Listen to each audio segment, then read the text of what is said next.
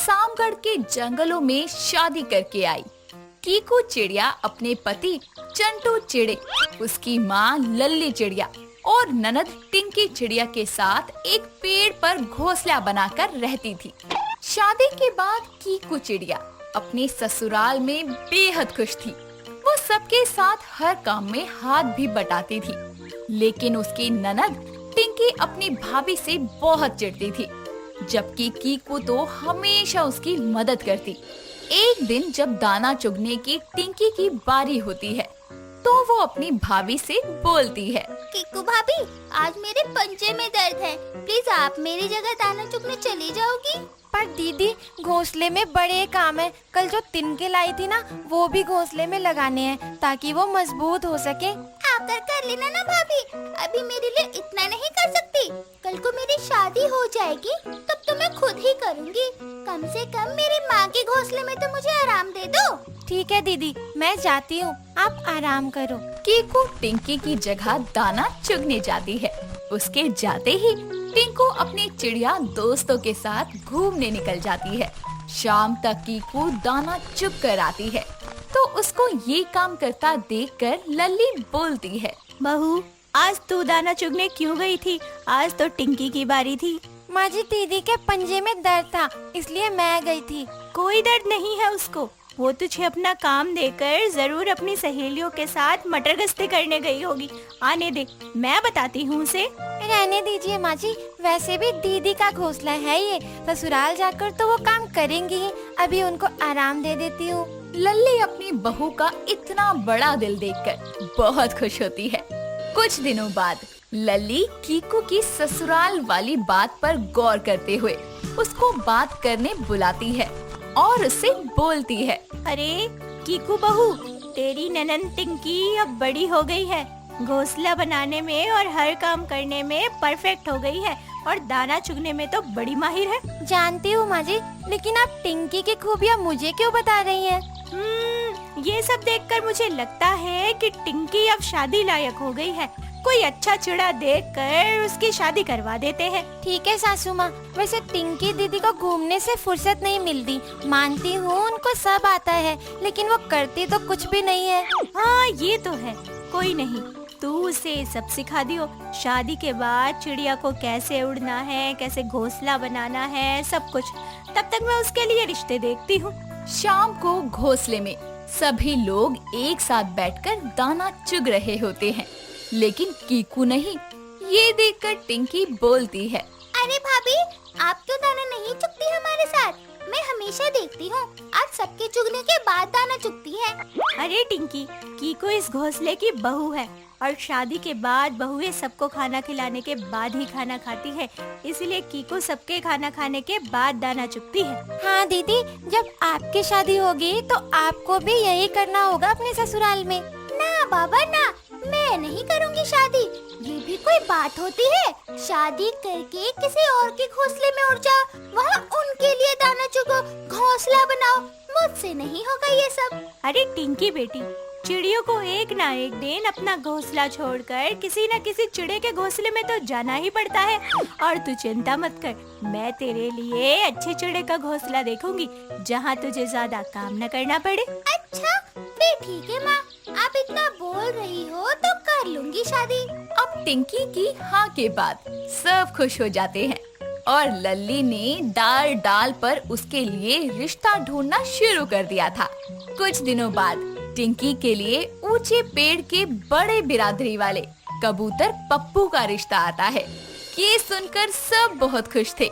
टिंकी तो नाचते हुए बोलती है, ओ बल्ले बल्ले, मेरी शादी किसी चिड़े से नहीं बल्कि कबूतर से होगी। और कबूतर तो बड़ा बड़ा दाना खाते हैं, साथ ही उनका घोंसला भी बहुत बड़ा होता है। मैं तो कबूतर से ही शादी करूंगी। ठीक है, अगर तू इसमें खुश है तो मैं रिश्ते की बात आगे बढ़ाती हूँ। लल्ली पप्पू कबूतर से अपनी बेटी के रिश्ते को पक्का करती है। कुछ दिन बाद टिंकी की शादी होने वाली थी और उसके घर पर तैयारियां शुरू हो जाती है। और फिर टिंकी की हल्दी की रस्म भी होने वाली थी, लेकिन उससे पहले कई दिन देर रात तक कीकू को दाना चुगता देखकर उसका पति चंटू बोलता है। अरे कीकू, तुम इतनी देर तक तिनका क्यों चुग रही हो? घोंसले में दाना खत्म हो गया है क्या? नहीं चंटू जी, लेकिन अब कल से ननद जी की शादी की तैयारी शुरू हो जाएंगी। सभी मेहमान आएंगे तो उनके लिए दाने न कम पड़े, इसलिए पहले से ही इकट्ठे कर रही हूँ। तुम कितना सोचती हो टिंकी के बारे में, लेकिन वो तुमसे चिढ़ती रहती है। कोई नहीं चंटू जी, वो मेरी ननद नहीं बहन है। मैं नहीं चाहती उनको अपने मायके में कोई दुख तकलीफ हो। उनकी शादी अच्छे से हो जाए, बस यही चाहिए। अच्छा चलिए, अब काम हो गया है, कल दीदी की हल्दी की रस्म भी है। अगले दिन सभी आसपास के घोंसलों की चिड़िया टिंकी की हल्दी में आती है।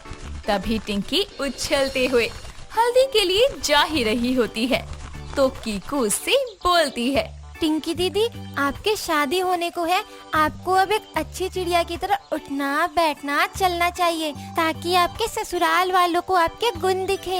हाँ हाँ भाभी, जानती हूँ, आपको तो लगता है सारी समझ आपके अंदर ही है। नहीं दीदी, मैं तो आपको समझा रही थी, क्योंकि आपके ससुराल में कोई आपको समझाएगा नहीं। रहने दो भाभी, मेरे ससुराल वाले कबूतर बिरादरी के हैं, वहाँ मुझे कोई रोका टोका नहीं करेगा। अच्छी बात है दीदी, लेकिन मैं बस आपको बता रही थी। टिंकी अपनी भाभी की टोका टाकी से हमेशा परेशान होती थी, जबकि कीकू उसके भले के लिए ही बोलती थी। खैर, कुछ देर में उसकी हल्दी की रस्म शुरू होती है। सभी चिड़िया उसको एक एक करके हल्दी लगाती है। ये देखकर टिंकी बड़ी खुश होती है। अगले दिन उसकी मेहंदी की रस्म थी, जिसके लिए कीकू पूरी रात मेहनत से टिंकू की मेहंदी कूटती है।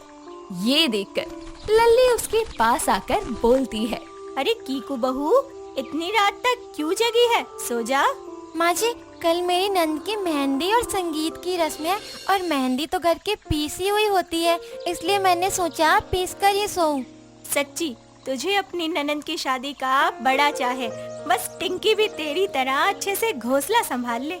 दीदी बहुत समझदार है, वो सब कुछ संभालेंगे। पर तेरे जितनी समझदार नहीं है ना। खैर चल अब सो जा, कल भी बहुत सारा काम है, परसों शादी है। टिंकी मेहंदी कूटने की बात ना सुनकर बस अपनी माँ से कीकू की तारीफ के बोल सुन लेती है, जिस पर चिढ़ते हुए वो बोलती है। जब देखो तब माँ सिर्फ भाभी की तारीफ करती रहती है। देखना, मुझे अपने ससुराल में भाभी से भी ज्यादा प्यार मिलेगा। जैसे यहाँ माँ उनकी तारीफ करती नहीं थकती ना, वैसे ही मेरी सासू माँ भी मेरी तारीफ करती नहीं थकेगी। अगली सुबह टिंकी की मेहंदी की रस्म शुरू होती है। कीकू वहाँ आने वाली सभी चिड़ियाओं को दाना और पानी परोसती है।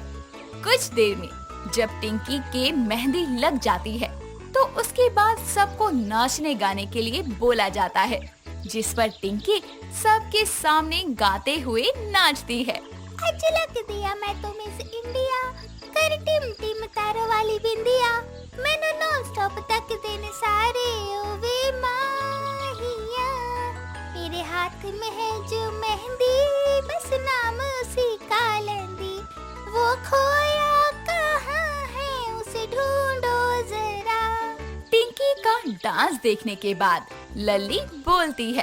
अरे कीकू बहू, तू भी नाच। अरे नाच नाच, तेरी ननद की शादी है। जी माँ जी। रहने दो माँ, भाभी को कोई खुशी नहीं है मेरी शादी की। देखना, तभी वो उदास होकर खड़ी है, शक्ल पर भी 12 बजे हैं उनके। और तो और वो जलन महसूस कर रही है कि उनकी शादी चिड़े घर में हुई और मेरी शादी कबूतर घर में हो रही है। टिंकी, तेरा दिमाग खराब हो गया है, जानती भी है तेरी भाभी तेरे लिए कितनी मेहनत कर रही है ताकि तेरी शादी अच्छे से हो जाए। अरे हम तो खुश हैं, लेकिन ये अपनी खुशी के साथ साथ अपनी जिम्मेदारियां भी संभाल रही है। तेरे लिए इसने देर रात तक मेहंदी कूटी है। माँ सही कह रही है, पता है देर रात तक कितनी दूर दूर से ये तुम्हारी शादी के लिए तिनका इकट्ठा करके लाई है, ताकि शादी में आने वाले मेहमानों को कोई परेशानी ना हो। ये सब सुनने के बाद टिंकी को ये समझ आता है कि बाकी सब तो उसकी शादी में ऊपरी दिखावा कर रहे थे, लेकिन उसकी भाभी अपनी खुशी के साथ साथ अपनी जिम्मेदारियों को भी निभा रही थी। जिसके बाद वो कीकू के गले लगकर बोलती है। मैं समझ गई हूँ भाभी, अब मुझे माफ कर दो और चलो मेरे साथ, हम सब साथ में नाचेंगे। मेहंदी की रस्म में दोनों ननद भाभी के प्यार के रंग भी मिल जाते हैं। इसी के साथ अगले दिन टिंकी की शादी बड़े ही धूमधाम से पप्पू कबूतर से हो जाती है और ससुराल जाकर टिंकी ने अपनी भाभी के नक्शे कदम पर चलकर अपने ससुराल की सारी जिम्मेदारियों को संभालना भी सीख लिया था।